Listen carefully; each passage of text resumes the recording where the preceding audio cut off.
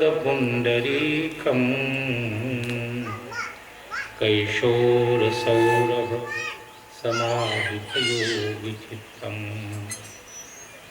हन्तुं प्रतापमनिशं मुनिहंससेव्यं सन्मानसालिपरिपीत परागपुञ्जम् दूर्वादलद्युतितनुं तरुणाब्जनेत्रं हेमांबरं वर विभूषणभूषिताङ्गं कन्दर्पकोटिकमनीय किशोरमूर्तिं पूर्तिं मनोरथभुवां भजजाम्यकीशम् यत्र यत्र रघुनाथकीर्तनं तत्र तत्र कृतमस्तकाञ्जलिं बाष्पवारि परिपूर्णलोचनं मारुतिं नमत राक्षसान्तकम् गङ्गातरङ्गरमणीयजटाकलापम् गौरी निरन्तरविभूषितवामभागं नारायणप्रियमनङ्गमदापहारं वाराणसीपुरपतिं भज विश्वनाथम् अरुणाकरुणातरङ्गिताक्षीं धृतपाशाङ्कुशचापवानहस्ताम् अणिमादिविरावृतां मयूखैः अहमित्येव विभावये भवानि।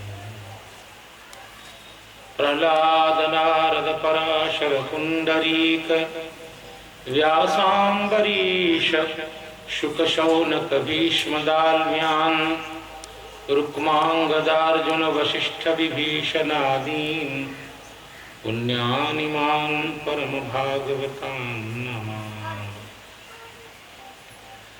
सीताराम नामारति पदरेख गतिमति जिन्हें सदा संत राम रूप में लखाते हैं।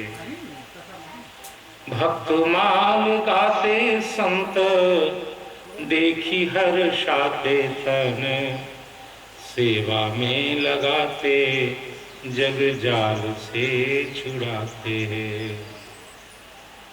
भाव को छिपाते तो भरी भरी आते भक्ति करी के बताते प्रभु प्रेम छलकाते हैं।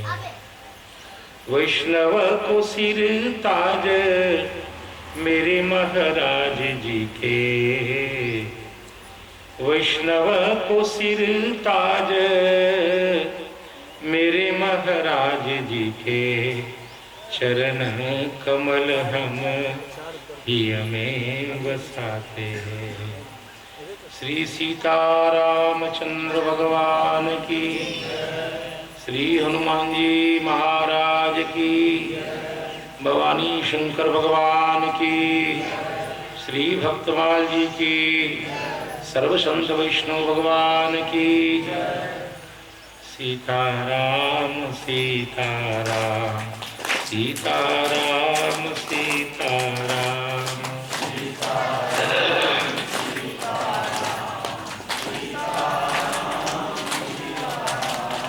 राधे श्याम राधे श्याम राधे श्याम राधे श्याम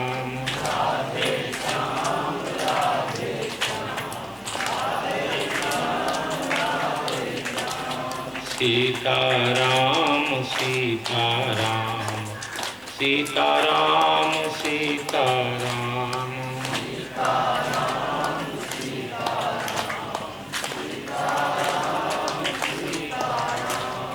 राधे श्याम राधे श्याम राधे श्याम राधे श्याम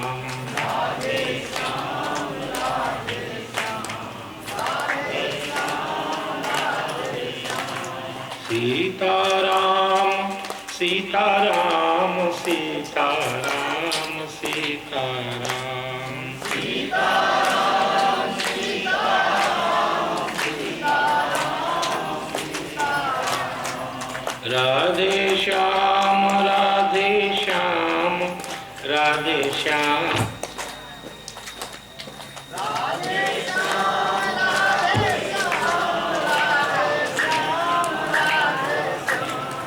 राधे श्याम राधे श्याम राधे श्याम राधे श्याम राधे श्याम राधे श्याम राधे श्याम राधे श्याम राधे श्याम। सीताराम सीताराम सीताराम सीताराम सीताराम सीताराम सीताराम सीताराम। श्री राम कृष्ण भगवान की श्री जनक दुलारी बलिहारी श्री जनक दुलारी बलिहारी जननी बिसराओ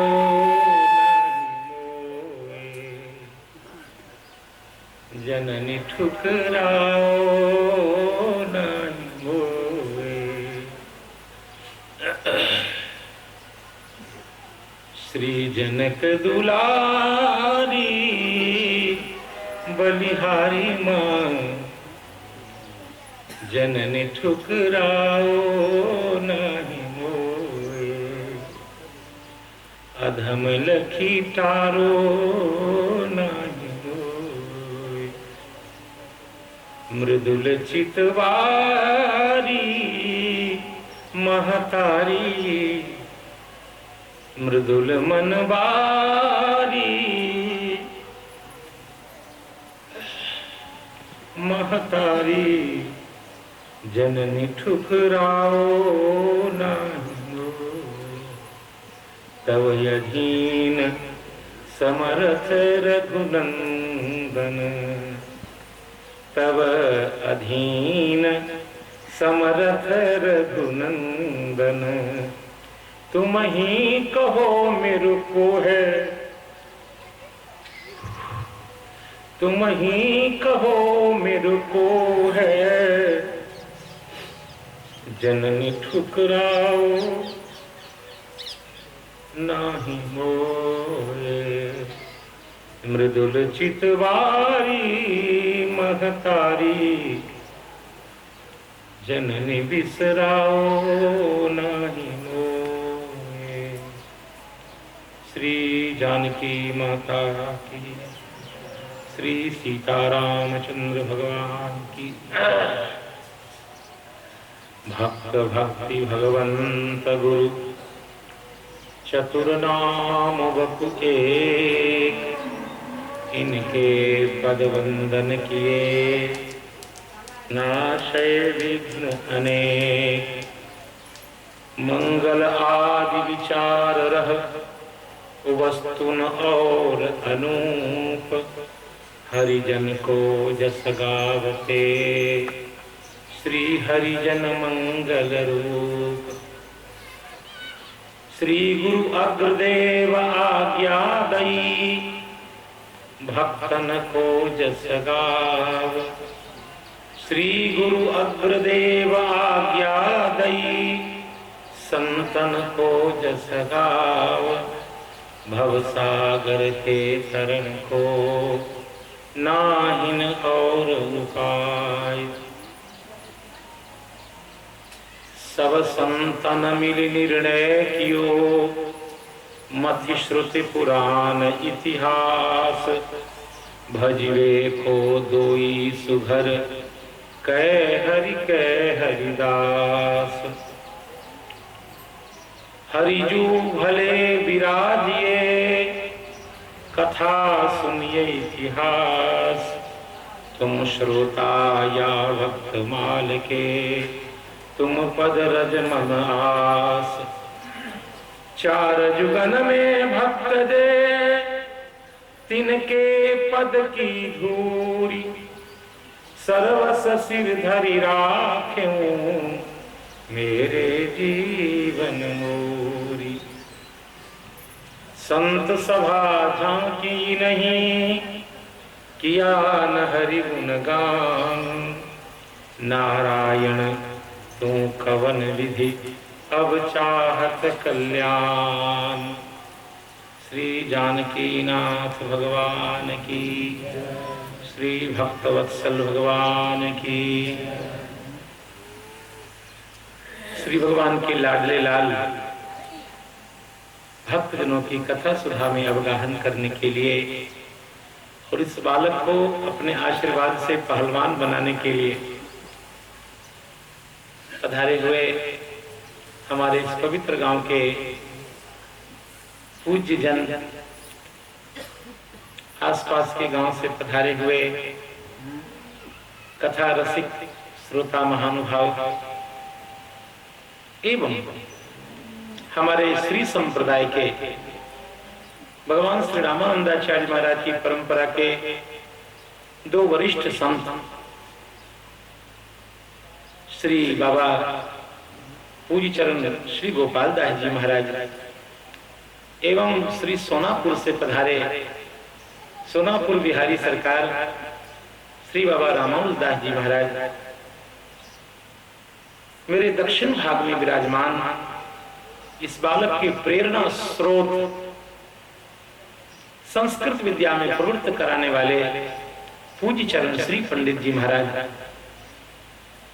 श्री राम कथा के सरस गायक हमारे वैष्णव प्रवर श्री रामायणी जी महाराज एवं इस कथा के अत्यंत उदार प्रवर्तक श्री शिव शंकर बाबू, वाम भाग में विराजमान अपनी स्वर लहरी से भगवान जानकीनाथ के चित्त का आकर्षण करने वाले राम रसिया हनुमान जी के चित्त को लुब्ध कर लेने वाले और बहुत ठोस सरस गायक भाई लल्लन जी, आदरणीय भाई श्री अरुण जी एवं उसी परंपरा में ये हमारा बउआ जो अभी शिक्षा में लगा हुआ है। आप सबों को तो प्रणाम कर रहा हूं। प्रणाम करने से लाभ ये होता है कि व्यक्ति बहुत बलवान हो जाता है। जो प्रणाम करने की आदत वाला है वो बहुत बलवान हो जाता है। शास्त्र की परंपरा है, इसकी मान्यता है कि जो प्रणाम करने की आदत जिसकी है उसमें चार चीजें अपने आप आ जाती हैं। वो नहीं भी चाहे जो गुरुजनों को प्रणाम करता है, उनके सामने हाथ जोड़े खड़ा रहता है, तो उसके जीवन में चार चीजें अपने आप, वो नहीं भी चाहे तो जबरदस्ती आ जाती है। तो क्या है? अभिवादनशीलस्य नित्यं वृद्धोपसेविनः। जो अभिवादनशील है, अपने से वरिष्ठ लोगों के सामने हाथ जोड़े खड़ा रहता है, चाचा जी, बाबूजी, भैया जी, गुरुजी, ऐसा बार बार बोलता रहता है। नाटक नहीं, अंदर से। विनम्रता दो प्रकार की होती है, एक दिखाने वाली विनम्रता, एक स्वाभाविक विनम्रता। स्वाभाविक विनम्रता, अरे सब में भगवान सीताराम जी विराजमान है, तो हमको आपको प्रणाम करने में दिक्कत क्या है? कोई दिक्कत नहीं, यही तो साधुता है। तुलसीदास जी महाराज से बड़ा साधु कौन हुआ? श्री तुलसीदास जी महाराज को सर्वत्र जितनी माताएं हैं सब में श्री सीता जी का दर्शन होता है, और जितने पुरुष लोग हैं सब में राम जी का दर्शन होता है। जब श्री सीताराम जी सर्वत्र व्यापक हैं, हम हाथ जोड़ते सबको, सबके हृदय में विराजमान मेरे आराध्य भगवान जानकीनाथ, उनको प्रणाम। जो अभिवादनशील होते हैं उनकी 4 चीजें अपने आप बढ़ती हैं। वो 4 चीजें क्या हैं? चत्वारि तस्य वर्धन्ते आयु। पहला लाभ, वो दीर्घायु हो जाता है अपने आप, वो चाहे च्यवनप्राश खाए कि न खाए, वो चाहे प्राणायाम करे कि न करे। क्यों?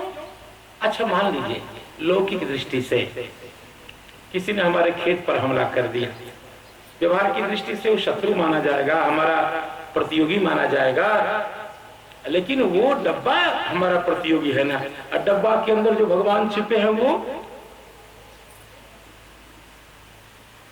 प्रणाम तो भगवान को ही होता। तो हम यदि प्रणाम करेंगे तो उसके हृदय में बैठे भगवान प्रसन्न हो जाएंगे। धीरे धीरे कभी कभी भगवान स्विच ऑन करेंगे तो वो भी खुशी हो जाएगा।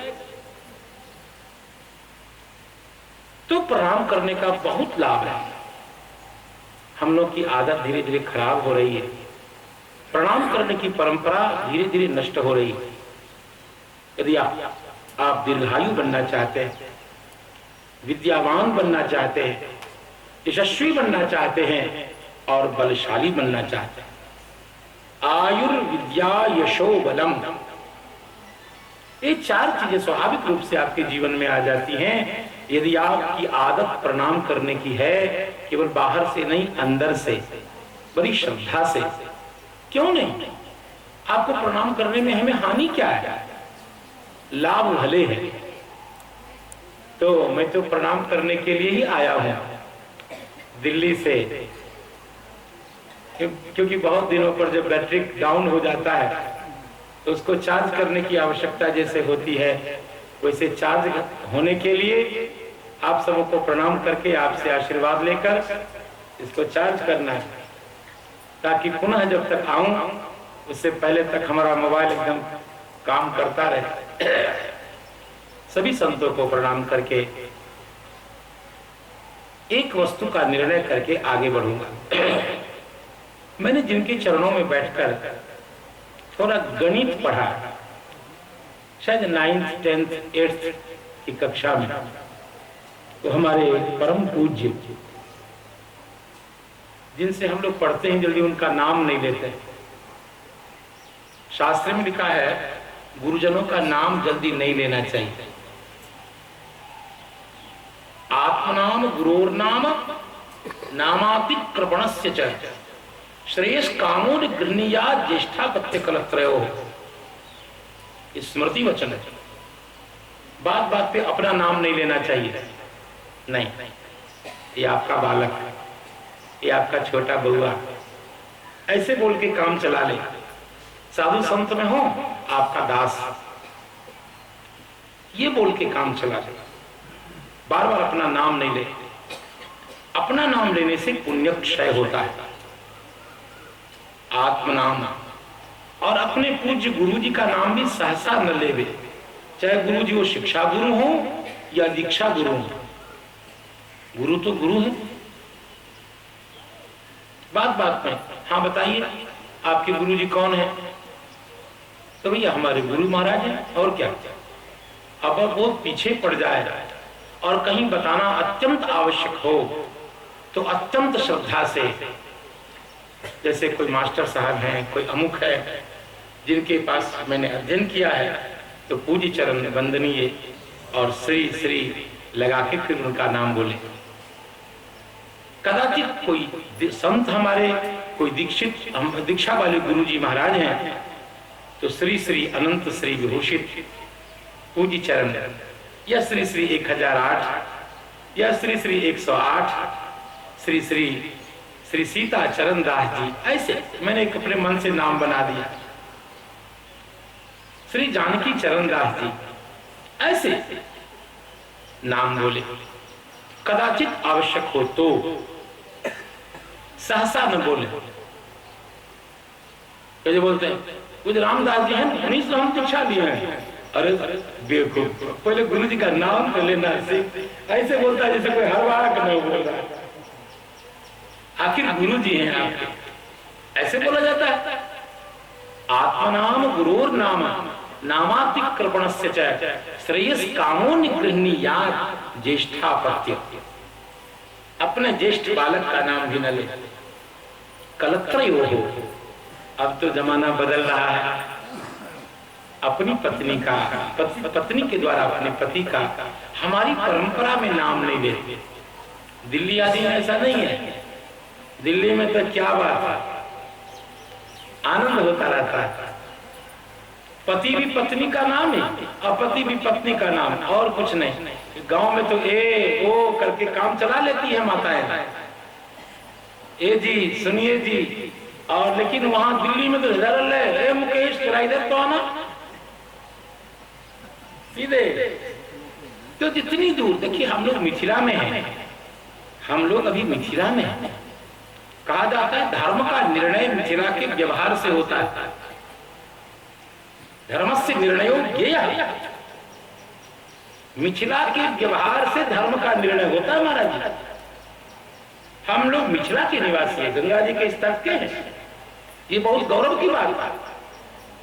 और जितना आप उधर पश्चिम की तरफ चलते जाएंगे तो धर्मशास्त्र की मर्यादा उतनी ही ढीली होती चाहिए। हम लोग एकदम सही जगह पे हैं। तो हम लोग का आचार विचार व्यवहार कैसा होना चाहिए, तदनुरूप हमारे पूज्य चरण, जिनके चरणों में बैठकर मैंने गणित की स्वल्प शिक्षा प्रदान की, प्राप्त की, तो श्री पूज्य चरण ने आज ठाकुर जी के दर्शन के क्रम में एक चर्चा की। जैसे कभी कभी क्या होता है कि अपने बच्चे को सम्मानित करने के लिए कोई बात पूछते हैं, तो ये थोड़ी है कि वो जानते नहीं। अपने बालक का उत्साह बढ़ाने के लिए और लोगों के सामने ये बताने के लिए देखो देखो मेरा बच्चा कितना अच्छा जानता है, तो इसी के लिए उन्होंने एक चर्चा की कि जो ध्यान मार्ग है इसको आप कहाँ देखते हैं। क्या ध्यान मार्ग एक स्वतंत्र साधन है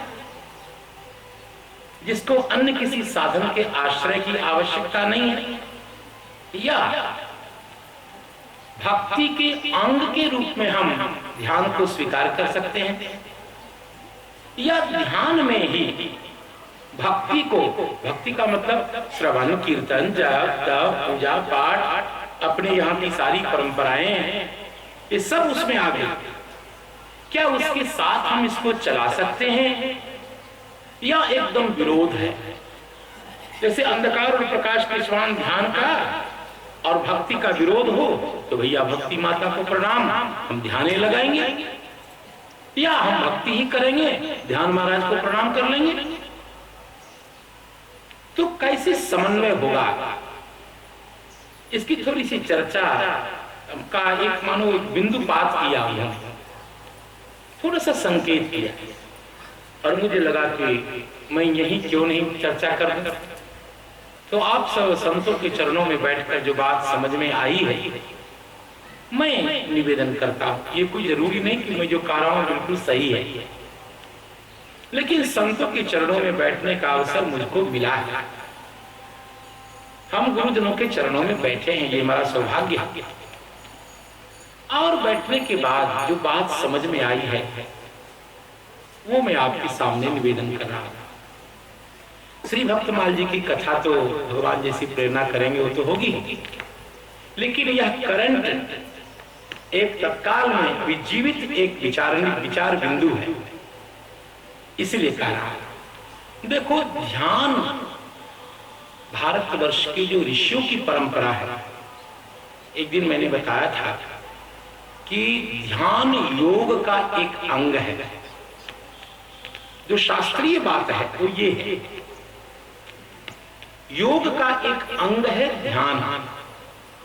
ध्यान स्वतंत्र साधन न कभी सृष्टि के आरंभ में था, न मध्य में, न अभी, और न सृष्टि के अवसान होने के बाद भी। ध्यान कभी भी स्वतंत्र साधन नहीं रहा। योग का फल है चित्त को एकाग्र करना। इसीलिए योग का लक्षण लिखते हुए योग के आचार्य भगवान पतंजलि का जब नाम ले रहा हूं तो आप सोचिए कि सुप्रीम कोर्ट का नाम ले रहा है। योग के विषय में उनसे बड़ा संसार में कोई नहीं हुआ। और भगवान पतंजलि ने ही सबसे पहले योग सूत्र की रचना की। भारत के 6 दर्शन में सांख्य, योग, वेदांत, मीमांसा, न्याय, वैशेषिक, ये 6 भारतीय दर्शनों में एक दर्शन है योग, जो स्वतंत्र दर्शन है। और उस दर्शन के आचार्य हैं भगवान पतंजलि। और पतंजलि के दर्शन को पातंजल दर्शन कहते हैं। कभी कभी हिंदी वाले को सही ढंग से बोलने नहीं आता, इसलिए इसको ठीक कर लीजिए। ऋषि का नाम है पतंजलि और उनके द्वारा प्रवर्तित दर्शन का नाम है पातंजल दर्शन। अब ये क्यों होता है तो तद्धित प्रकरण पढ़ने के बाद समझ में आएगा। तो पातंजल दर्शन में लिखा है योग क्यों, तो कहा गया योग चित्त वृत्ति के निरोध के लिए। संसार में हमारा मन, हमारी चित्त वृत्तियां फैल गई और ये आज नहीं, इस जन्म में नहीं, अनंतानंत जन्मों से हम संसार को जो भोगते आए हैं। तो जिससे हमको सुख मिला उसमें राग हो गया और जिससे दुख मिला उससे द्वेष हो गया। इसी राग द्वेष के प्रभाव से हमारा चित्त कलुषित होता है। इसी से बनती है वासना, इसी से होता है अंतःकरण का निर्माण, हमारे विचार का निर्माण। और ये इसी जन्म की बात नहीं है, अनंत अनंत जन्म से संसार को भोगने के कारण जो हमारा मन बना है, हमारी चित्तवृत्तियां बनी हैं, अर्थात स्त्री के प्रति, स्त्री को देखकर जो मन में दुर्भाव दुर्वासना उत्पन्न होती है, ये कोई इसी जन्म की समस्या नहीं है। अनंतानंत जन्म से हम स्त्री पुरुष के संग को, उससे जायमान सुख को और सुख होने के कारण उसमें राग को हम जानते आ रहे हैं। आपको मैं उदाहरण देता हूं। जैसे अभी बच्चा जो जन्म लिया है, अभी बच्चा तो नहीं जानता चोट क्या है, लड़ाई क्या है, गोली लगती है तो कैसा दुख होता है, जानता नहीं है। लेकिन अभी आप उसको ऐसे करो, बच्चा ऐसे आंख नीचे लेगा। क्यों? उसको पूर्व जन्म के दुखानुभव का संस्कार है। दुख कैसा होता है इस जन्म में भले न जाने, लेकिन पूर्व जन्म के दुख के अनुभव का संस्कार उसको है इस जन्म में भी। इसका अर्थ है इन्हीं सब बातों से पूर्व जन्म की सिद्धि होती है। पूर्व जन्म होता है क्या प्रमाण? यही प्रमाण। अच्छा, आपका जन्म अंबानी के घर में क्यों नहीं हुआ? टाटा बिरला के घर में जन्म क्यों नहीं हुआ? इसलिए नहीं हुआ, आपका वैसा पुण्य नहीं था। जैसा पुण्य था, जैसी योग्यता पात्रता थी, वहां जन्म लिए, वैसे ही माता, वैसे पिता, वैसा परिवार, उतने बीघा जमीन वाले के घर में आपका जन्म हुआ, वैसी रुचि, वैसे संस्कार, वैसा स्वभाव तब आपको बना मिला। यदि वर्तमान परिस्थिति से आपको असंतोष है तो अपने कर्म को सुधारिए। अब कर्म अच्छा होगा तो अगली बार प्रमोशन हो जाएगा, कर्म बुरा होगा तो फिर आप नीचे जाएंगे। इसलिए साधु संत बार बार कहते हैं अपने कर्म को सुधारो। कर्म ही मूल है। व्यक्ति के विकास में और व्यक्ति के ह्रास में कर्म की प्रधानता है। सारे ऋषियों ने कर्म सिद्धांत को स्वीकार किया। तो मैं निवेदन कर रहा था कि योग जो है वो चित्त वृत्ति के निरोध का नाम है। संसार में फंसे हुए जो चित्त है, उनकी अलग अलग जो वृत्तियां हैं, उनके निरोध का नाम योग है। और योग अष्टांग है। योग के 8 अंग हैं। आप अंग का नाम सुन लीजिए। यम, नियम, आसन, प्राणायाम, प्रत्याहार, धारणा, ध्यान और समाधि, ये 8 अंग हैं योग के। इसी 8 प्रकार के योगांगों में एक 7वें नंबर का जो योग का अंग है उसका नाम है ध्यान। अभी जब हम नेत्र बंद करेंगे, ध्यान में यही तो प्रयास करते हैं कि हमारा चित्त शांत हो। इसका क्या मतलब कि बार बार हम विषय को देखते हैं, विषय को भोगते हैं और वहां इंद्रियां जाती हैं, हमारा मन बार बार उसी सुख को भोगने के लिए व्याकुल होता है, तो मन की छटपटाहट, चित्तवृत्ति की व्याकुलता धीरे धीरे विषय को न पा करके शांत हो जाए। देखिए लकड़ी है, आग लग गई, तो यदि आप बार बार उसमें लकड़ी डालते रहेंगे तो आग का जलना बंद नहीं होगा। लेकिन यदि आप सामग्री नहीं डालेंगे तो जितनी लकड़ी आग के पास है उसको जला करके धीरे धीरे आग शांत हो जाएगी अपने आप। यदि आप लकड़ी डालते रहेंगे तो आपको सामग्री मिलती रहेगी, और यदि आपने लकड़ी डालना बंद कर दिया तो जितनी लकड़ी उसके पास है उसको जला करके धीरे धीरे धीरे आग शांत हो जाएगी। यदि आपने नेत्र बंद कर लिया तो ठीक है, आंख की खुली रहने के कारण जो समस्या थी उस समस्या से तो आप जरूर बचेंगे, उतना लाभ तो होगा, उसको कोई नहीं मना कर सकता है। लेकिन समस्या आंख की ही नहीं है, आंख से भी ज्यादा धोखेदार एक इंद्रिया है जिसका नाम है मन। मन महाराज पहले पहुंचते हैं और आंख महारानी बाद में पहुंचती। मन बहुत पावरफुल है, इसलिए नेत्र के निरोध का नाम योग नहीं है, चित्त वृत्ति के निरोध का नाम योग है। यदि समस्या कहीं है और इलाज कहीं कर रहे हैं तो ये काम थोड़ा कच्चा है। फिर आखिर चित्त वृत्ति का निरोध कैसे होगा? तो भगवान पतंजलि ने कहा, देखो कर्म क्या है, सीरियल क्या है, इसको सीखो। सबसे पहले है यम। यम क्या है? 5 प्रकार के यम होते हैं। अहिंसा,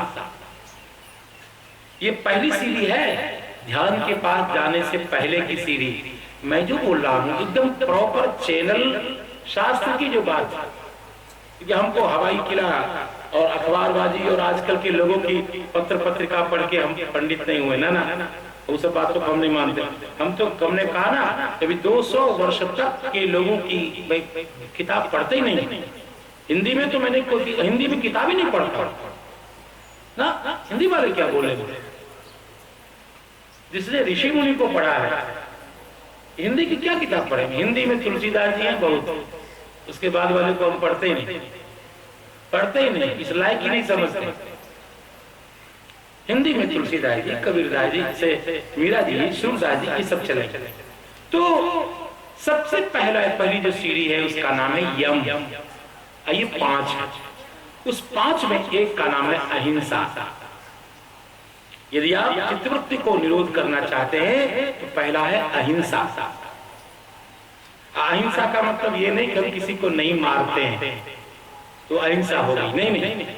कायेन वाचा मनसा, हमारे व्यवहार से किसी को दुखी नहीं करना, ये है अहिंसा। हमने किसी को डंडा मारना छोड़ दिया तो हम अहिंसक हो गए, ये बहुत स्थूल व्याख्या है, भगवान पतंजलि का कहना है। उसके बाद है सत्य। सत्य का जो आश्रय लेता है उसको सकल उसकी वाणी अमोघ हो जाती है। जो अहिंसा का आश्रय लेता है तो उसके सामने वैर भाव नष्ट हो जाता है। मुनिगण निकट विहग मृग जाहि, बाधक बधिक बिलो की पराही। कहा जाता है ऋषि मुनियों के आश्रम में बाघ और गाय एक साथ पानी पीते। क्यों? अहिंसा थी। अहिंसा प्रतिष्ठायाम तत्सन्निधौ वैरत्यागः, ये अहिंसा सत्य। उसके बाद है औस्तेय। औस्तेय का मतलब चौरी वृत्ति का न होना, चोरी नहीं करना। चोरी हम सब करते हैं लगभग। परिश्रम से अतिरिक्त यदि हम कुछ प्राप्त करते हैं तो चोरी है। यदि हमने एक गीत गाया तो हमको एक गीत के हिसाब से ही हमको दक्षिणा मिलनी चाहिए ना। यदि हमने एक कट्ठे में कुदाल चलाई तो उसके हिसाब से हमको मिले। हम लोगों का स्वभाव क्या है, परिश्रम करेंगे, कम अपेक्षा रखेंगे, जाते। और जो इस भाव वाले हैं सब चोर हैं। अब आपको निश्चय करना है कि हम किस प्रकार के चोर हैं। चोर हैं जरूर। भगवान पतंजलि कहते हैं अस्तेय। दूसरी बात ब्रह्मचर्य। ब्रह्मचर्य जीवन में होना चाहिए। संयम। देखो मैं अपने घर में हूं, अपने गांव में हूं, लिखा है मरणम बिंदु पातेन जीवनम बिंदु धारणा। बहुत बड़ी बात ऋषि मुनि कहते हैं। मरणम बिंदु पातेन जीवनम बिंदु धारणा। जिसके जीवन में ब्रह्मचर्य नहीं है, संयम नहीं है, वो मरा हुआ आदमी, कुछ नहीं कर सकता जीवन में। वो पशु तुल्य है, वो मृत तुल्य है। उसके बाद एक और है यम, इसका नाम है अपरिग्रह, संचय की वृत्ति का अभाव। विशेष करके साधु संतों के लिए है। गृहस्थ थोड़ा संचय नहीं करेगा तो कैसे कन्या का विवाह करेगा, कैसे घर गृहस्थी चलाएगा। लेकिन ऐसा नहीं कि खूब हमें संचय कम करना चाहिए, हमने ज्यादा कर लिया। मैं बार बार इस बिंदु पे कहता हूं कि देखो विदेश से कई सिद्धांत हमारे देश में आए। उसी सिद्धांतों में है कि साम्यवाद, कम्युनिज्म, और चाहे वो मार्क्स हो, लेनिन हो, तो ये साम्यवाद वाले। तो जब इनका जन्म भी नहीं हुआ था, या यूं कह लीजिए इन मार्क्स और लेनिन का गर्भाधान भी नहीं हुआ था, उससे हजारों वर्ष पहले हमारे ऋषि मुनियों ने कहा ये आवश्यकता से अतिरिक्त जो संग्रह करता है वो चोर है, वो दंड का अधिकारी है। ये किसने कहा? भगवान मनु ने। आजकल के नए नए चिंतक लोग भगवान मनु को गाली देते हैं, उनको होश नहीं है। हम अपने दादा परदादा को गाली दे रहे हैं। यावत प्रियेत जठरम तावत सत्वम ही देहिनाम। जितने में हमारी उदर पूर्ति हो उससे अधिक में हमारा सत्व नहीं होना चाहिए। इससे अतिरिक्त जो संग्रह करता है, भगवान मनु कहते हैं सास्तेनः दंडमर्हति। तो चोर है वो दंड का अधिकारी है। और जब भगवान मनु ने ऐसा हमको पढ़ा दिया तो हमको मार्क्स और लेनिन हमको समझाएगा कि साम्यवाद क्या होता है और क्या पृष्ठ को कैसे नष्ट कर दो, इसको लूट लो, इसको खसूट लो। भारत में अभी जितनी समस्या है, माओवादी, अमुकवादी और ये जितने भी, ये सब इसी सिद्धांत की देन है, इसी सिद्धांत की देन। अभी जो लूट खसोट, जो भारतीय परंपरा संस्कृति को नष्ट इन लोगों ने गुमराह किया है, इन हमारे छोटे छोटे भाइयों को। लूटो, जहां भी पैसा देखो लूट लो, पूंजीपतियों को खसूट। भैया ये आप गुमराह हो रहे हो। हमारे ऋषि मुनि ने इससे बढ़िया बातें शास्त्रों में कह दी मानव के विकास के लिए। तो ये 5 चीजें यम कहलाती हैं। इसके बाद हम नियम में प्रवेश करते हैं। योगांग नंबर 2 वो क्या है? शौच, शुद्धि, शरीर की शुद्धि भी, मन की शुद्धि भी। आजकल के ये टटपुंजिया दुटकिया जो मत वाले हैं, मन चंगा तो कठौती में गंगा। अच्छा, आपे का मन चंगा? गलत। एक दिन मैं बता रहा था कि शरीर कितना मलिन है, कितना मलिन। भगवान पतंजलि कहते हैं शौचात् स्वांग जुगुप्सा परैर संसर्गः। शौच जीवन में बहुत आवश्यक है, वो शारीरिक शौच हो या आभ्यंतर शौच हो। शौच, फिर संतोष, फिर तपस्या। तपस्या का मतलब क्या है? शीत, द्वंद्व, घाम, प्रतिकूल परिस्थिति, अनुकूल परिस्थिति को सह लेना। ठंडी है तो, गर्मी है तो, द्वंद्व है तो, किसी ने गाली दे दी, चले। किसी ने बहुत, अरे महाराज बहुत सुंदर, आज आपकी कथा जबरदस्त रही, पचा लो, उछलने मत लग जाओ, उदकने मत लग जाओ। तो ये तप है, शीत द्वंद्व घाम द्वंद्व को सह लेना, तप चाहिए। उसके बाद स्वाध्याय है। ध्यान आदि कितने दूर आगे है इसलिए मैं बताना चाह रहा हूं। स्वाध्याय, स्वाध्याय किसको कहते हैं? सही में स्वाध्याय अखबार पढ़ने का नाम नहीं, हिंदी इतिहास भूगोल नागरिक शास्त्र पढ़ने का नाम स्वाध्याय नहीं।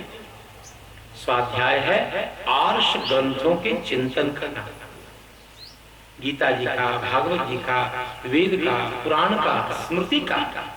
जिस ग्रंथ को पढ़ने से आत्म कल्याण का उपाय समझ में आवे, कोई आत्म कल्याण का साधन समझ में आवे, दया, स्नेह, करुणा, प्रेम, मुदिता जैसे दिव्य गुणों का विकास हो, भगवान क्या है, हम क्या हैं, कैसे उनकी भक्ति करें, जीवात्मा का स्वरूप क्या है, इत्यादि इत्यादि जिस ग्रंथ के स्वाध्याय से समझ में आवे, भक्ति का स्वरूप क्या है, कर्म का स्वरूप क्या है, ज्ञान का स्वरूप क्या है, जिस आर्ष ग्रंथ को पढ़ के समझ में आवे, सही में स्वाध्याय है वेद का वाचन। वो नहीं कर सके तो कोई बात नहीं, गीता ही पढ़ लो, भागवत महापुराण ही पढ़ लो।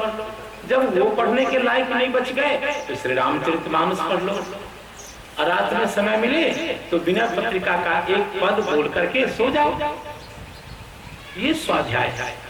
और सही में यदि इसमें प्रवृत्ति न हो तो आपको जो मंत्र मिला है, चाहे वो मंत्र उपनयन काल में मिला हो, चाहे बाद में किसी गुरु से दीक्षित होकर के इष्ट देवता का मंत्र प्राप्त किया हो, तो इस मंत्र का निष्ठा पूर्वक जप करना भी स्वाध्याय ही कहलाता है।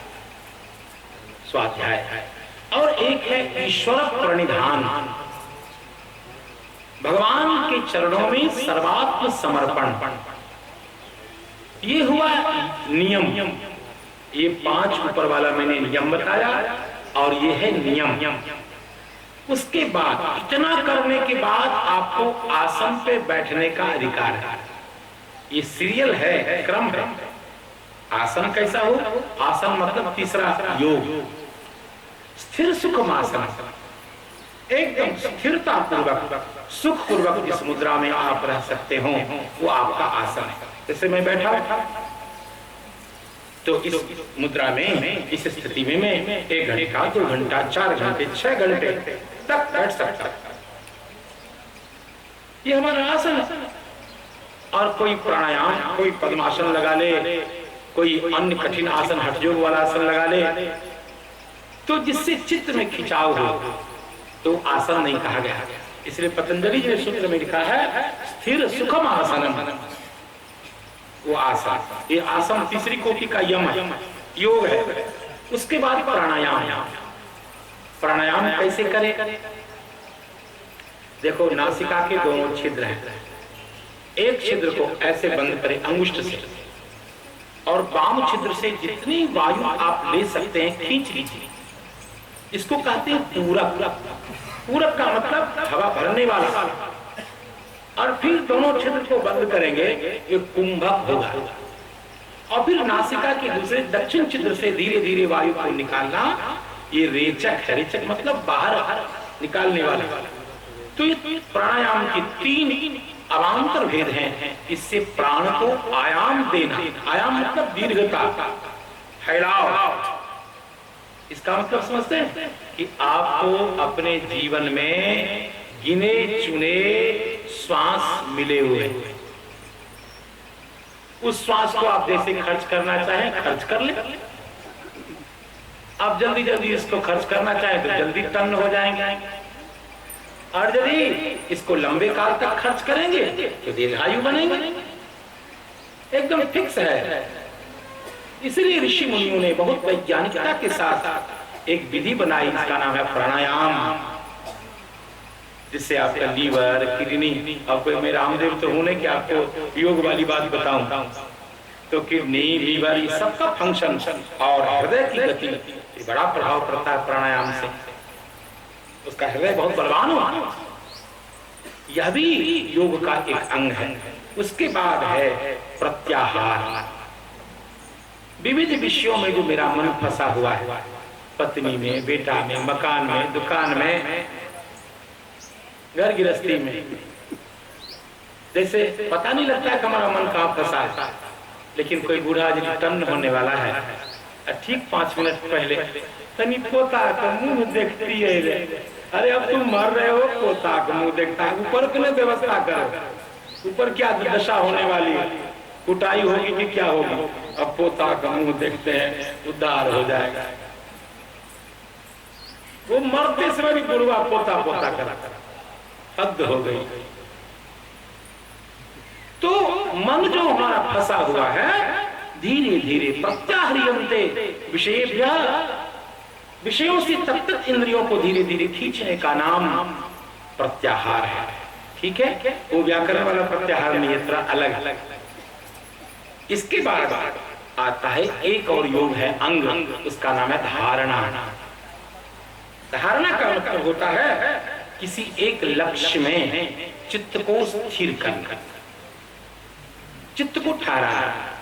देखो यहाँ विवाद नहीं करना चाहिए, यहाँ विवाद करने से हम लक्ष्य से भटक जाएंगे। कोई भगवान राम का ध्यान करता है, किसी के इष्ट भगवान राम है, चलेगा। किसी के इष्ट भगवान मुरली मनोहर है, चलेगा। किसी के इष्ट भगवान भूत भावन शंकर जी महाराज है, चलेगा। किसी की आराध्या भगवती अन्नपूर्णा त्रिपुर सुंदरी महारानी है, चलेगा। किसी के आराध्य हनुमान जी है, चलेगा।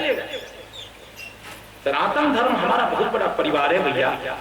हम छोटी छोटी बातों पे लड़ने झगड़ने लग जाएंगे, तब तो गंवार हमको लूट लेगा।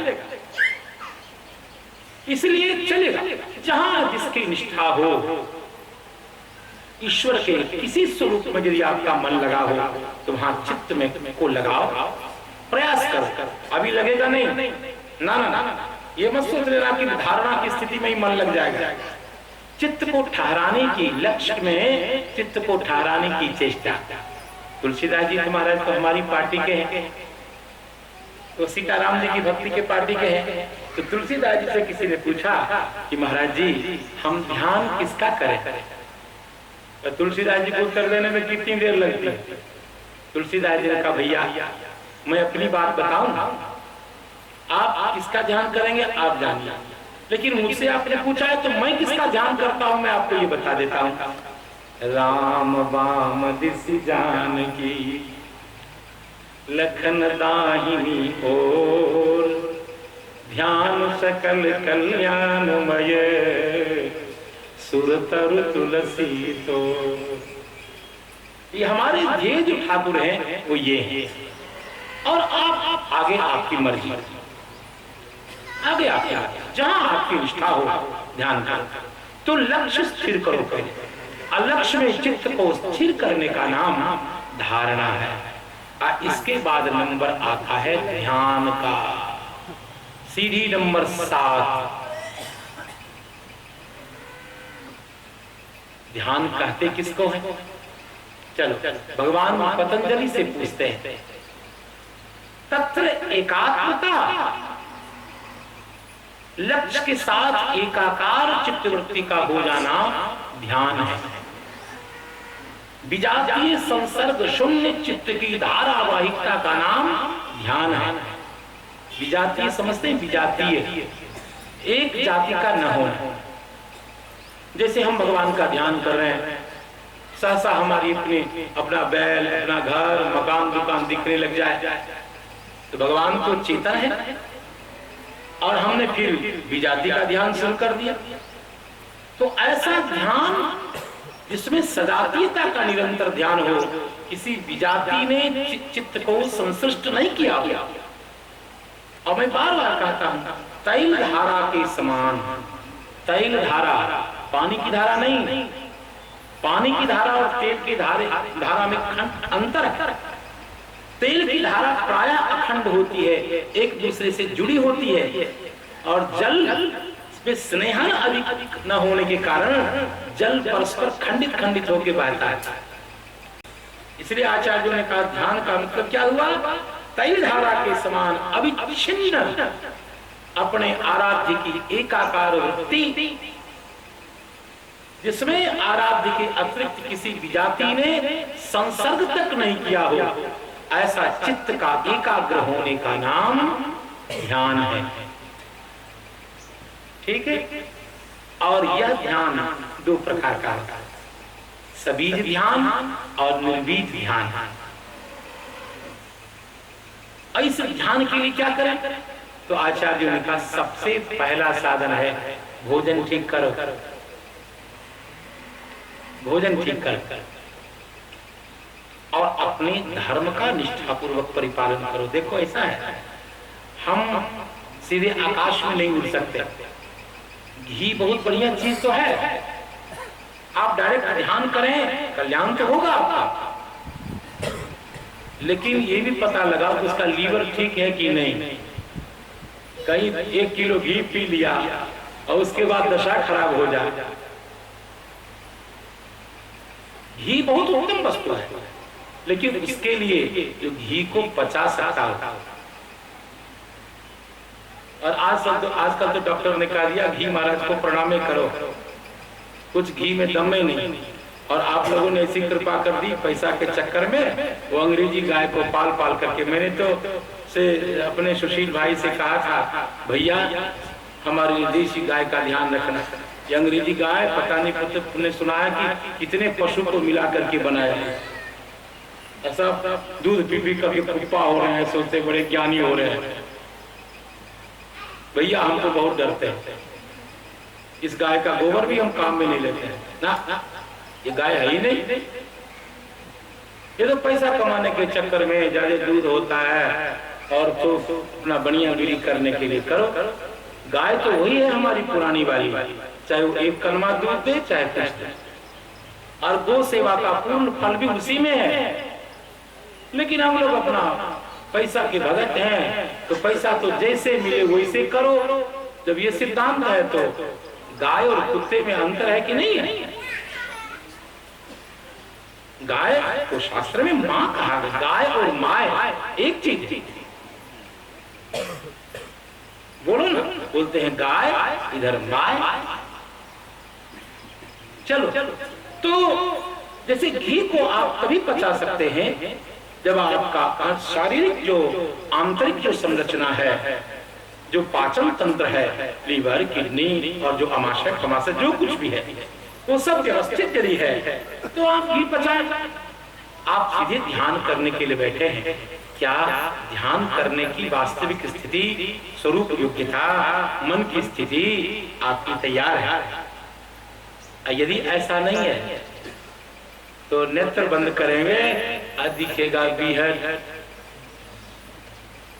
आंख बंद करेंगे, दिखना चाहिए भगवान को, दिखेगी घर वाली। ऐसा नहीं है। पहले चित्त को शुद्ध करो। क्या आपका चित्त कहीं ठहरता है? जब ठहरता ही नहीं है तो किसका ध्यान करें? इसीलिए ऐसे ठग था तो वो संसार को दिखाने के लिए ऐसे करें। आंख बंद के देखो, आंख बंद करने से लाभ तो होता है। आंख बंद के तो आप यदि कम बोलेंगे तो आपकी शक्ति का क्षय नहीं होगा। आप नेत्र बंद करेंगे तो आंख से संसार को देखने के कारण जो चित्त कलुषित होता है उतनी मात्रा में कम होगा। नेत्र की ऊर्जा की जो रक्षा होगी तो बल तो होगा। लाभ एकदम नहीं है ऐसा नहीं है।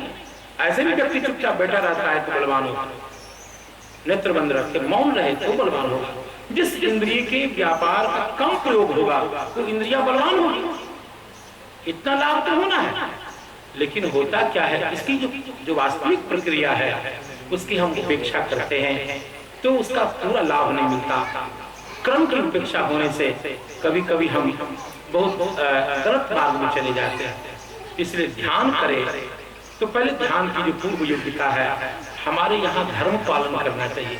माता पिता गुरु गाय ब्राह्मण तुलसी जो हमारी परंपरा। अच्छा, हमारे पूर्वज ये सब ध्यान जानते थे कि नहीं?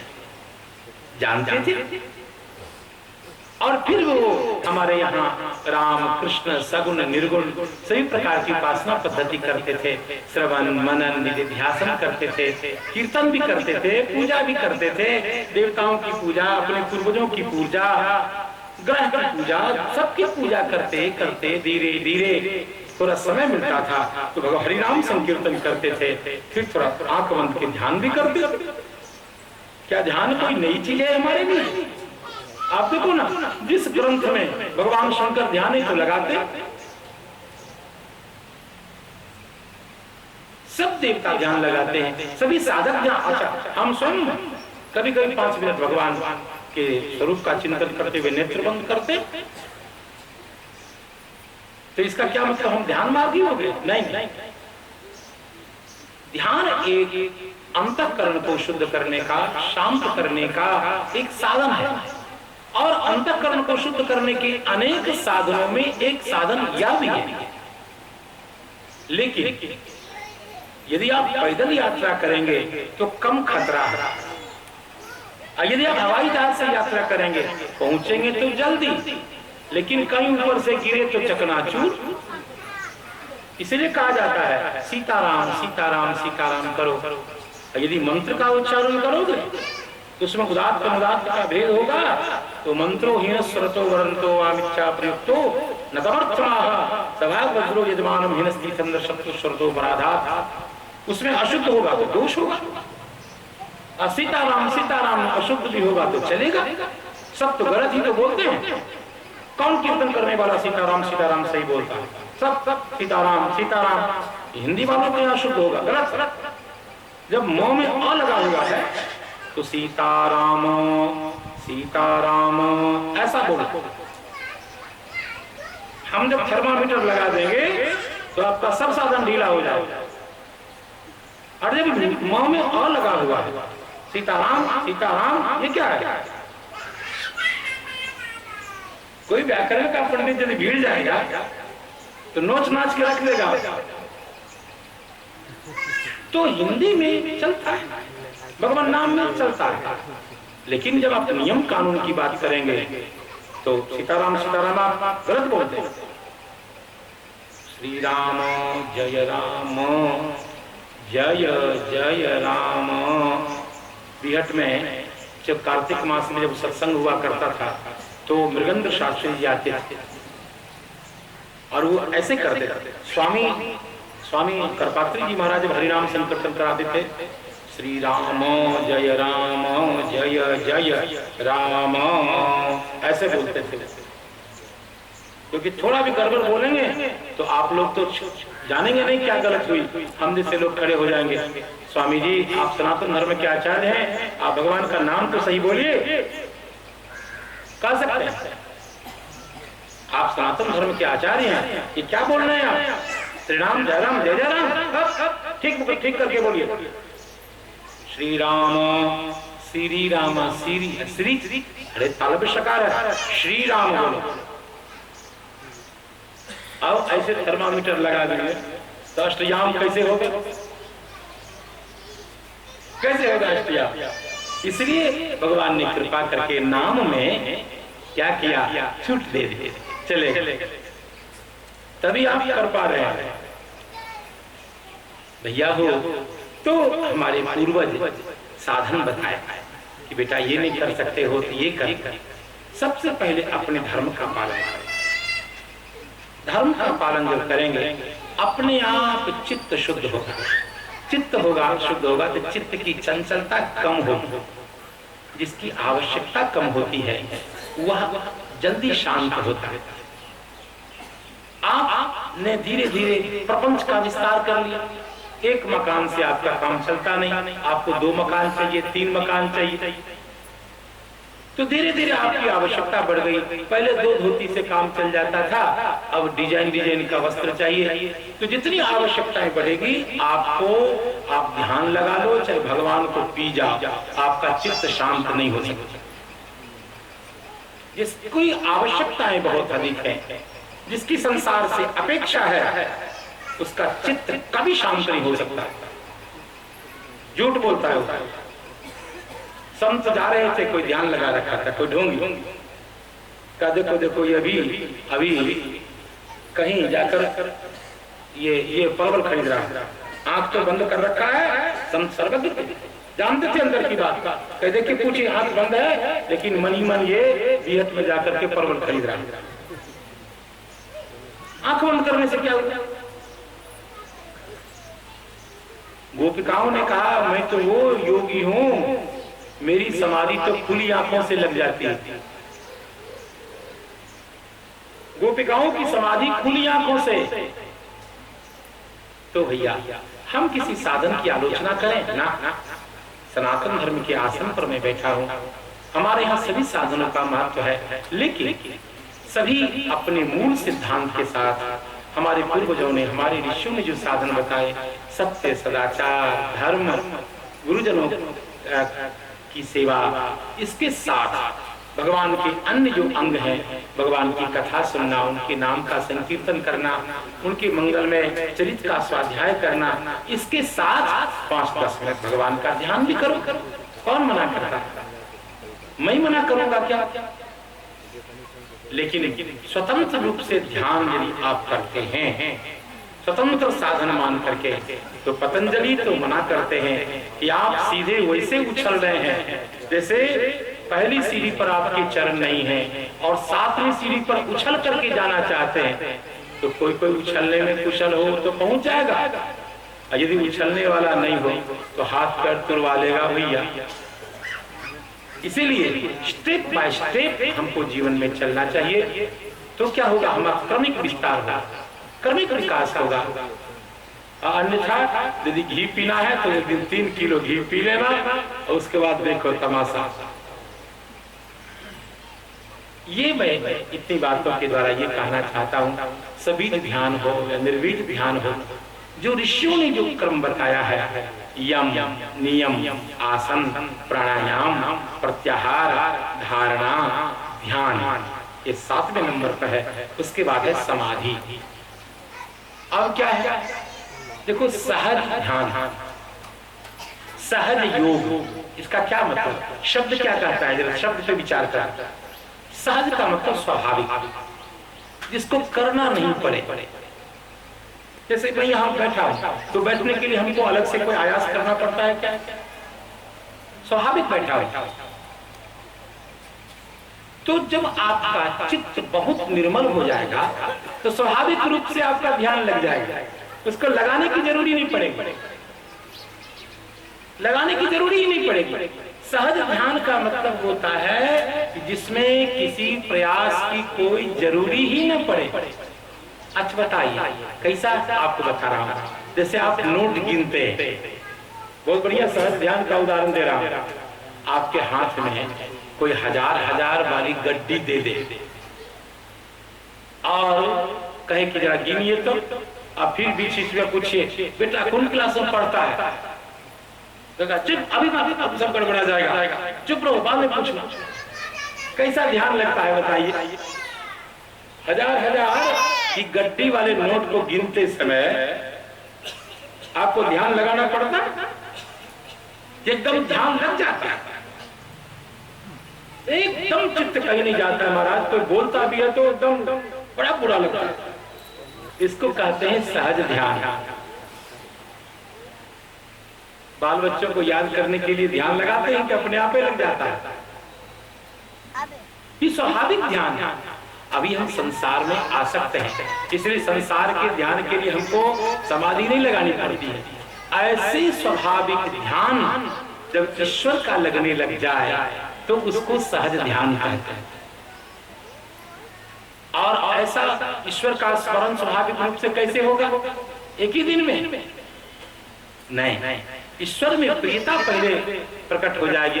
जो आपकी प्रिय वस्तु है उसमें आपका मन जाता है। आप अपने मन से पूछिए कि आपका मन कहाँ जाता है? मन वही जाता है जिससे आप प्रेम करते हैं। कोई व्यक्ति कहे कि भगवान में मैं भगवान से बहुत प्रेम करता हूं, और यदि वो संसार का ध्यान करता है, झूठ बोलता है। जो भगवान से प्रेम करेगा वो भगवान को छोड़कर किसी को सोचेगा ही नहीं, सोचेगा ही नहीं, क्योंकि हमारे मन का स्वभाव है, जो मन को प्रिय लगता है उसी के पास मन जाता है। पैसा कमाने के लिए आपको समाधि लगानी पड़ती है, एकदम मन खींच कर पहुंच जाता है अपने आप।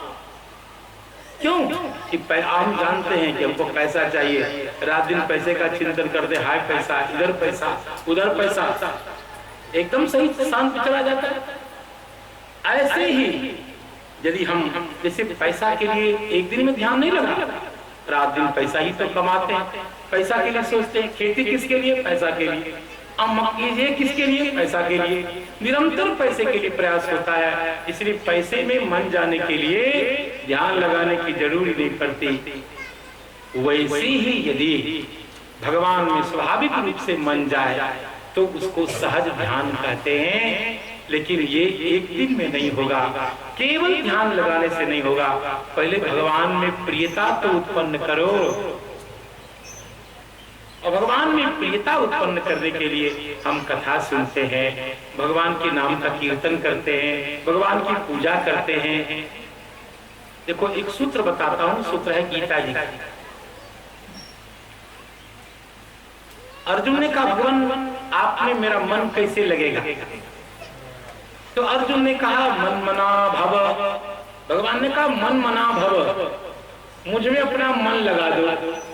अर्जुन ने कहा कैसे लगा दो महाराज? कहा मेरे भक्त बन जाओ। मत भक्ता, मन मना भव मत भक्ता। जो जिसका भक्त होता है उसमें उसका मन जाता।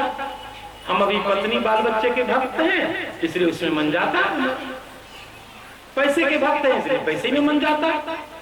भगवान कहते यदि मुझ में मन लगाना चाहते हो स्वाभाविक रूप से तो पहले मेरे भक्त बनो। मन मना भव मत भक्ता। अच्छा महाराज आपके भक्त होने के लिए हम क्या करें? अभी तो भक्त नहीं है। तो भगवान ने तीसरी बात कही मद्याजी। मद्याजी मेरे विषय में यज्ञ कर। यज्ञ का मतलब क्या होता है? स्वाहा स्वाहा करना ही यज्ञ नहीं है। भगवान को कुछ दो, देने का नाम यज्ञ है। इसलिए देखो जितनी पूजा होती है, पुष्पम समर्पयामि, तुलसी दलम समर्पयामि, गंधम समर्पयामि, धूपम समर्पयामि, नैवेद्यम समर्पयामि, ये काली समर्पयामि समर्पयामि। इसका क्या मतलब? भगवान कहते हैं हम उसी को देते हैं जो हमारा प्रेमास्पद होता है। बार बार अरे हम सहस्रार्चन भगवान की कृपा से कभी कभी करते हैं, 1000 बार हाथ भगवान की तरफ तो जाता तो है। श्री जानकीनाथाय नमः, श्री रामचंद्राय नमः, श्री महाविष्णवे नमः, श्री दीनबंधवे नमः, श्री अयोध्यानाथाय नमः। बार बार तुलसी जी को भगवान शालिग्राम जी के ऊपर अर्पित करके 1000 बार हाथ उनके पास जाता, वाणी 1000 बार उनके नाम को बोली, आंख 1000 बार उनके सामने गई। तो इस प्रकार हम बार बार भगवान से जुड़ते हैं। पूजा करने का लाभ क्या है सो समझिए आप। और जो पूजा को पाखंड करते कहते हैं उनको मैं बता रहा हूं, पूजा एक ऐसी सुंदर विधि है मन को लगाने की, बहुत अच्छी विधि है। भगवान में प्रियता उत्पन्न करने की इससे बढ़िया कोई विधि नहीं है।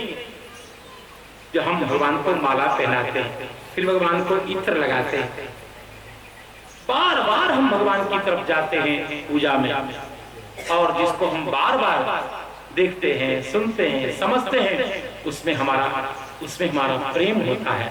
और जब प्रेम हो जाएगा तो बिना चाहे ही आपका मन उसमें लगेगा, और जब बिना चाहे मन लगेगा उसी को सहज ध्यान कहते हैं।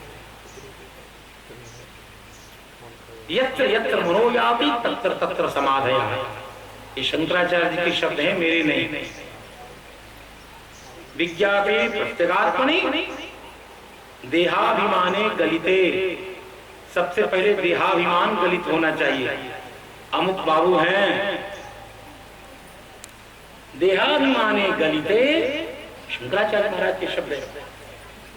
और विज्ञापे प्रत्यगात्मनि, आप ध्यान किसका करोगे? ध्यान में 3 चीजें हैं, ध्यान, ध्याता, ध्येय। हम जिसका ध्यान करते हैं हमारा ध्येय कहलाता है, जो ध्यान करता है वो ध्याता कहलाता है, और ध्यान की क्रिया ध्यान है। तो हमारा ध्येय कौन है, हम ध्यान करने वाले कौन हैं, और ध्यान की प्रक्रिया क्या है? तीनों बातों की जानकारी होने के बाद ध्यान मार्ग में प्रवेश होता है। इसी को कहते हैं त्रिपुटी, इसी को त्रिपुटी कहते हैं। ये जो आप मैं बात बता रहा हूं, हमारे यहाँ छोटे छोटे बच्चे जानते हैं ये सब चीजें। तो देहाभिमाने गलिते विज्ञाते प्रत्यगात्मने यत्र यत्र मनो याति तत्र तत्र समाधयः। जब संपूर्ण सृष्टि भगवत रूप जब आपको दिखाई देने लग जाएगी, ये खंभा खंभा नहीं दिखाई देगा, भगवान सीताराम जी दिखाई देंगे। तब खंभा को भी देखेंगे तो कोई टेंशन नहीं, खंभा दिखाई नहीं देगा। यत्र यत्र मनो याति तत्र तत्र समाधयः। दो उपाय है, या तो मन को रोको या मन को छोड़ दो। मन को कब तक रोको? मन आजकल बिगड़ा हुआ है क्या? हजारों हजार अनादिकाल से मन बिगड़ा हुआ है। मन को बाजार घूमने की आदत है। तो दो ही उपाय है, या तो मन की क्षमता को कुंठित करके लक्ष्य में लगा लो, और दूसरा उपाय यह है कि जहां मन जाता हो वहीं भगवान की भावना करो। जाओ, कहां जा रहे हो? तुम बाजार जा रहे हैं, ठीक, क्या खाओगे? पकौड़ी का, कोई बात नहीं, बाजार भी भगवान है, पकौड़ी भी भगवान है। यत्र यत्र मनो याति तत्र तत्र समाधयः। तो ये सही प्रक्रिया। चित्त का शांत हुए बिना ध्यान में प्रवेश ठीक वैसे है जैसे मेढक को तौलना, बेंग को तौलना। इसलिए पहले उसकी चेष्टा करनी चाहिए, हमारा मन शुद्ध हो, और उसी के लिए हम भगवान की कथा सुनते हैं, माता पिता का पूजन करते हैं, गाय पूजन, ब्राह्मण पूजन, जो हमारे पूर्वज अनादिकाल से करते आ रहे हैं। हमारा सही तरीका वही। उछल कूद जब करोगे अनादिकाल से और अक्षमता के बिना तो कभी हाथ पैर तुड़वा के बैठ जाओगे, क्योंकि वहां तक पहुंच तो पाओगे नहीं। मैंने आपको सीढ़ी बता दी, यम नियम आसन प्रत्याहार प्राणायाम धारणा, 7वीं सीढ़ी पे ध्यान है, फिर है समाधि। तो भैया अभी इतनी बातें मैंने अपने विवेक से, जैसा भी मैं समझ पा रहा था, थोड़ी आपको मैंने बताई। आप सबको प्रणाम करता हूँ, और फिर जिसके लिए मैं संकल्पित हूँ, जिसके लिए यहाँ आया हूँ, उस कथा के लिए एक बार फिर वातावरण बनाऊं। श्री सीतारामचंद्र भगवान की, श्री हनुमान जी महाराज की। अब तो समाहित मन से पूर्ण तन्मयता के साथ एक बार भगवान का नाम, गोविंद जय जय गोपाल जय जय,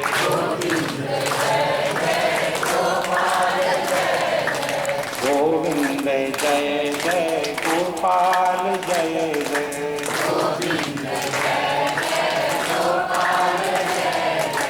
राधा रमण हरि गोविंद जय जय,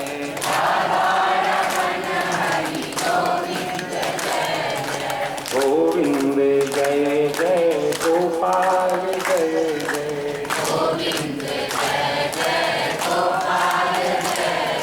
श्री राम कृष्ण भगवान की, समस्त पूर्वाचार्यों की, भगवान श्री गौतम जी महाराज की, ऋषि श्रेष्ठ भगवान गौतम जी महाराज की, सर्व संत वैष्णव भगवान की, सभी ऋषियों की, सर्व संतों की जय जय सीताराम। श्री रामानुजाचार्य का परम पावन चरित्र जिसका आप श्रवण करते आ रहे हैं, गत सत्रों में भगवान रामानुजाचार्य शीर्ष भगवान के अवतार हैं। बुद्धावतार के बाद जो नास्तिकता आ गई थी, उस नास्तिकता को दूर करने के लिए शंकराचार्य महाराज आए। शंकराचार्य महाराज ने भी पूर्णतः रोग का निराकरण नहीं किया, तब श्री रामानुजाचार्य महाराज का अवतार हुआ। भगवान ने कहा, देखिए आप जाकर के जीवों को बताइए कि तुम ब्रह्म नहीं हो, तुम ब्रह्म के अंश हो, तुम भक्ति करो, भक्ति करके भगवान को प्राप्त करो। ऐसा भाव भरने के लिए आप जगत में अवतीर्ण हो और श्री रामानुजाचार्य प्रकट हुए दक्षिण भारत में, और फिर उन्होंने भक्ति का प्रचार प्रसार किया, अपनी क्षमता का परिपूर्ण उपयोग किया मानव के कल्याण की दिशा में। अनेक चमत्कार उनके जीवन में हुए। दीक्षाली वैष्णव बने, संन्यास धारण किया और धर्म और संस्कृति का परिपूर्ण प्रचार प्रसार किया। वो अपनी वो कथा भी सुनी। श्री रामानुज स्वामी श्री जगन्नाथपुरी चले गए और वहां के अनाचार को देख करके, धर्म की मर्यादा का उच्छेदन देख करके भगवान से, क्योंकि जोरावर भक्त थे, भगवान को भी डांट देते थे रामानुजाचार्य। भगवान भी कभी कभी सकपका जाते आते थे, क्योंकि आपके पास यदि न्याय है, युक्ति है, शास्त्र का बल है, तो भगवान भी चुप हो जाते थे उनके सामने। और अंतिम में भगवान की करुणा जग गई, भगवान जगन्नाथ की पतित पावनता उनके सामने आ गई, और तब पंडों का भगवान ने पक्ष ले लिया और रामानुजाचार्य महाराज को गरुड़ पर बिठा करके उनके यहाँ भिजवा दिया।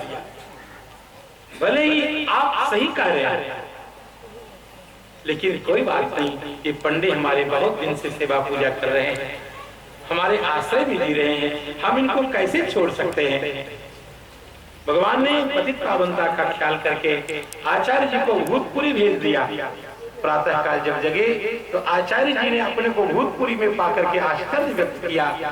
दूसरा कोई होता तो फिर भगवान से लड़ता, लेकिन आचार्य जी ने कहा, बलिहारी बलिहारी सरकार, आप कितने करुणा सागर हैं, आप एक बार शास्त्र की मर्यादा को छोड़ सकते हैं, लेकिन भक्त वत्सलता नहीं छोड़ सकते। ये इन सब चरित्रों का आपने श्रवण किया। आपने इस चरित्र का भी श्रवण किया कि श्री रामानुजाचार्य के काल में ही दक्षिण भारत में चोल राजा, जो पाशुपत मत का अनुसरण करते, नकुलीश और वीर शैव कापालिक मत का अनुसरण करने वाले थे, और भगवान शंकर के भक्त तो थे, लेकिन वैष्णव आदि से बड़ी विद्वेष करते थे। रामानुजाचार्य को बुला करके दंडित करने का भाव जगा उनके मन में। रामानुजाचार्य तो छिपा लिए गए। उनके गुरु श्री महापूर्ण स्वामी जी और उनके प्रधान शिष्य पूरे स्वामी जी को उनके बदले आना पड़ा है, और उनसे कहा गया, तुम जबरदस्ती बोलो कि शिव तत्व सबसे बड़ा। तो पूरे स्वामी महापूर्ण स्वामी जी ने कहा, मुझे ये कहने में कोई दिक्कत नहीं है, शिव तत्व और विष्णु तत्व तो एक ही है, भगवान के नाम अलग अलग हैं, भगवान के तत्व में कोई अंतर थोड़ी होता। और मैंने संध्या में उदाहरण के द्वारा समझाया था, कोई सूर्य को सन बोलता है, मुसलमान लोग उर्दू में आफ्ताब बोलते हैं, हिंदी में सूर्य बोलते हैं। क्या नाम बदल जाने से सूर्य नारायण में अंतर आ जाएगा? तो शिव और विष्णु तात्विक रूप से एक ही हैं। भक्त और भगवान हो या भगवान के ही दो रूप हो, अंदर से एक ही हैं। मुझे ये कहने में कोई दिक्कत नहीं, शिव परम तत्व हैं, लेकिन आप एक वैष्णव के मुख से ये कहलवाना चाहते हैं कि विष्णु कुछ नहीं, ये मेरे मुख से नहीं निकल सके ना, ये कैसे होगा? मैं वैष्णव हूं और मैं कहूं कि विष्णु कुछ नहीं है,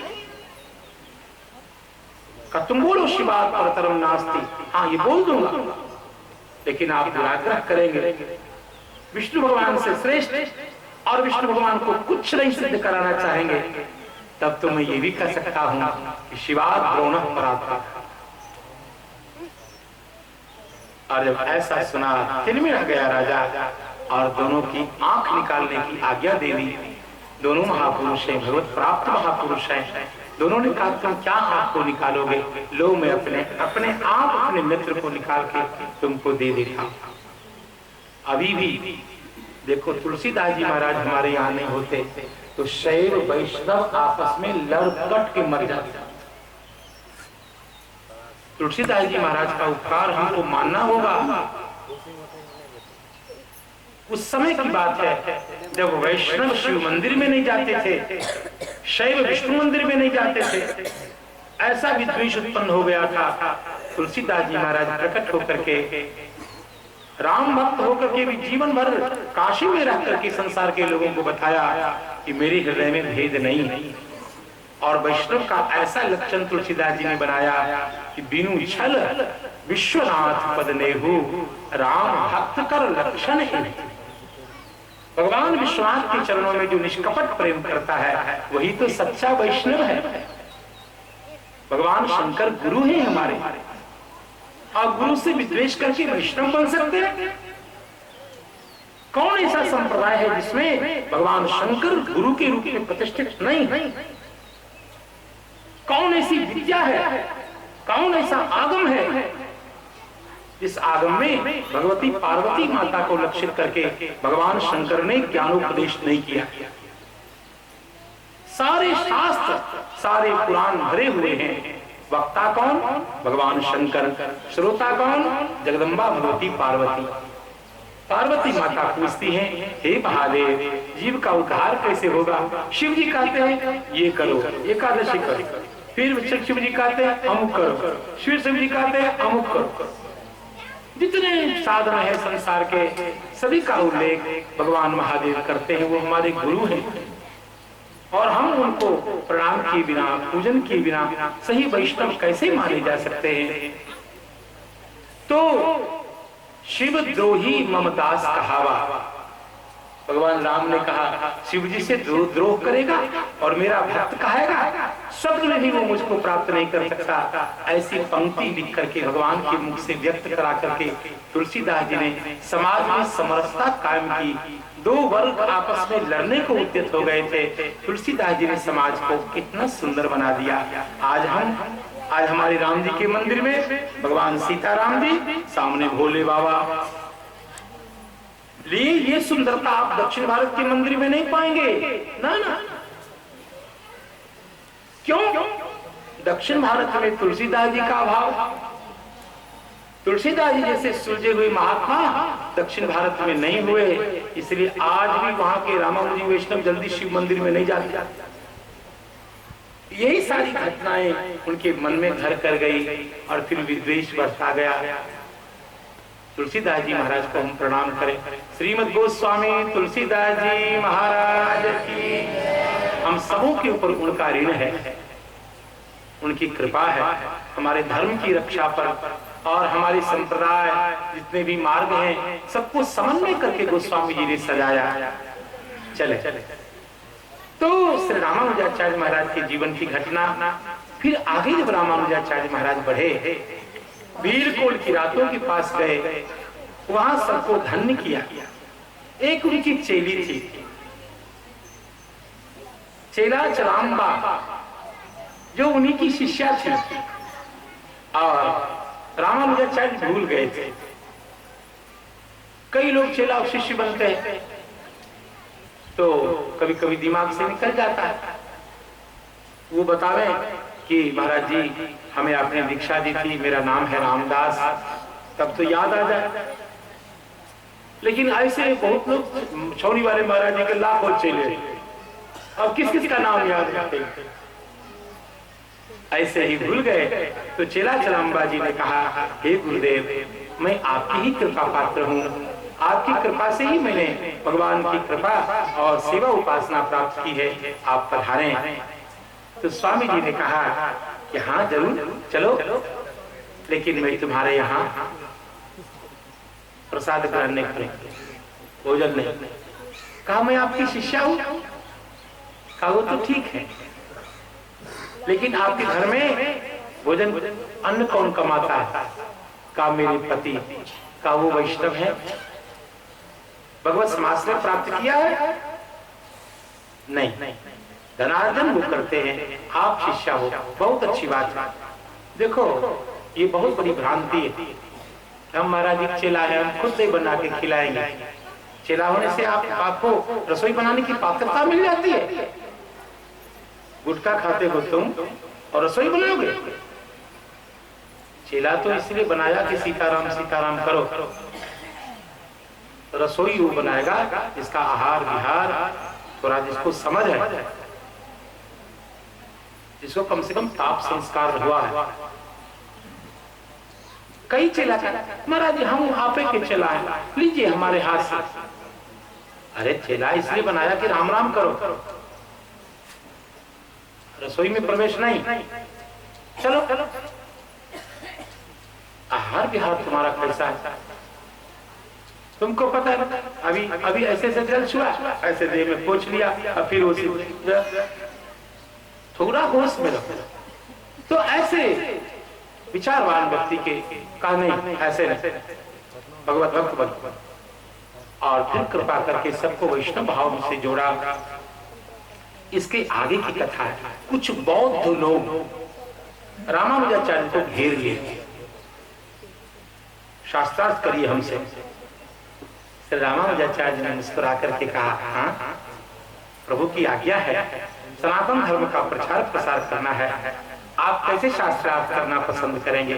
बौद्धों ने कहा हम 1000 संख्या में हैं और हमने सुना है आपके भक्त लोग आपको अवतारी कहते हैं, तो हम हजारों बौद्ध एक साथ प्रश्न करेंगे और आप 1000 प्रश्नों का एक साथ समाधान करेंगे। श्री रामानुजाचार्य ने कहा कोई बात नहीं। अरे दाशरथी दास मेरे सामने पर्दा लगा दो। 1000 बौद्ध एक साथ प्रश्न किए और 1000 बौद्धों को एक साथ सबका उत्तर कैसे हुआ? ये किनके अवतार हैं? भगवान शेष के। और शेष के कितने फण हैं? 1000। और उस रूप को कोई देख लेता तो मूर्छित हो जाता। इसलिए कहा पर्दा लगा लगा। एक बौद्ध को विश्वास नहीं हुआ, ऐसा कैसे हो सकता? पर्दा हटा करके झांका, आंख से अग्नि की ज्वाला निकली, जल करके राख। बस ऐसे प्रभावी दिव्य स्वरूप वाले भगवान रामानुजाचार्य महाराज बौद्धों को परास्त किया। और इसके बाद वहीं यादवगिरी श्री भगवान पधारे आचार्य चरण। उस समय वैष्णवों को तिलक लगाने वाली मिट्टिका नहीं मिल रही थी, मृत्तिका। देखो वैष्णव लोग जो तिलक लगाते हैं, इस तिलक का जो रज है, यह जो कृष्ण भक्ति की परंपरा के हैं वो तो गोपी रज लगाते हैं। श्री राम जी के जो भक्त हैं वो अयोध्या जी, चित्रकूट आदि के रज को लगाते हैं। उनकी भावना है कि भगवान श्री सीतानाथ, हमारे सर्वाराध भगवान जानकी नाथ जब निरावरण चरण से चित्रकूट में चले तो वहां की धरती भगवान के चरण कमल रज से परिपूत हो गई। उसी रज को वैष्णव लोग मस्तक पे लगाते। जा रज मुनि पत्नी तरी सो ढूंढत गजराज। और रहीम जी वाली आप बात अब याद कर लीजिए। तो उसी रज को वैष्णव लोग मस्तक पे लगाते हैं। दक्षिण भारत में एक जगह है मैलकोटे। मैलकोटे में हमारे एक बहुत प्रेमी विद्वान संत श्री लक्ष्मी ताताचार्य जी, हम और लक्ष्मी ताताचार्य दोनों एक साथ श्री रामानंद ताताचार्य जी के पास बैठ करके हमने बहुत दिनों तक श्री भाष्य का अध्ययन किया। मैलकोटे में अधिपति हैं श्री महंत हैं लक्ष्मी ताताचार्य, और वहीं से पहले इसका नाम मैलकोटा ही था और बाद में संत लोग इसको पासा कहने लगे। अभी भी अयोध्या जी में जो ससुर दामाद की दुकान है वहीं इस पाशा को बनाते हैं। एकदम मक्खन के समान, मक्खन के समान तिलक हो जाता है और ठाकुर जी के दिव्य चरण का रज वैष्णव लोग लगाते हैं। इस प्रसंग में इसलिए मैं बता रहा हूं, इस समय यह जो तिलक की जो मिट्टी थी, तिलक की मिट्टी का मिलना बंद हो गया था और तब श्री यादवगिरी पे भगवान जो विराजमान है, उन्होंने श्री रामानुज स्वामी को स्वप्न दिया हे आचार्य चरण, आप चिंता न करें, वैष्णवों को तिलक लगाने के लिए पर्याप्त मृत्तिका यहाँ विद्यमान है। और फिर वहां से वैष्णव जन मृत्तिका ले जाते और तिलक लगा लगाते। तो यादवगिरी, यादवाद्री पर भगवान श्री रामानुजाचार्य 1 वर्ष तक विराजमान रहकर वैष्णवों को सुख दिया, दिव्योपदेश प्रदान करके। यादवगिरी में भगवान की स्थापना हो गई, लेकिन मंदिर में भगवान की 2 प्रकार की मूर्ति होती है, 2 प्रकार के विग्रह होते हैं। एक तो अचल विग्रह और एक उत्सव विग्रह।